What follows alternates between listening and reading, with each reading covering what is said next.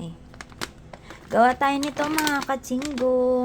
Madali lang tong gawin. Ayan. Babad muna natin siya ng saglit sa tubig para lumambot siya. Ayan. Lagyan natin yan. Chili paste. Lagay tayo ng soy sauce. Ayan, soy sauce. Konti lang kasi baka naman umalat siya. Ayan. Kung wala po nito, pwede po tayong gumamit ng asukal.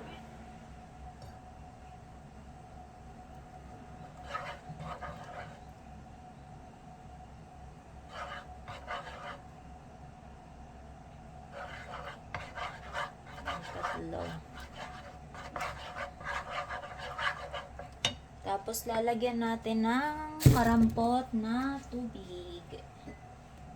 Sa iba nilalagyan pa to ng chili powder, pero ako hindi na kasi maanghang yung chili paste. Tsaka kakain yung mga anak ko. Lagyan ko na siya ng sesame oil. Sesame oil, sabay-sabay na yan. Tapos mamaya sa pinakalas, ang ilalagyan natin siya ng mayonnaise. Ayan. 1½ spoon.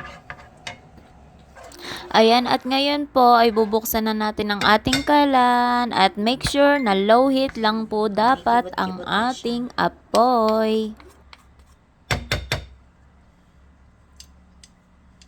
Pwede na natin ilagay ang ating squid.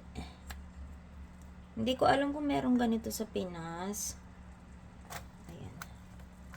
Lagyan na natin siya.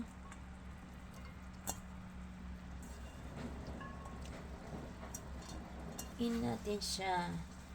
Halukay ube, halukayin mo ng todo. Naku, mukha na paanghang pa din.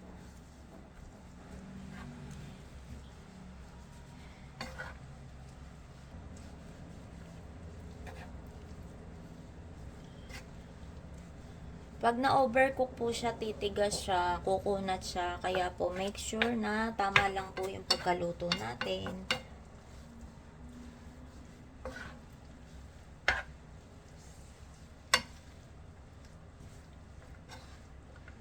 Nice.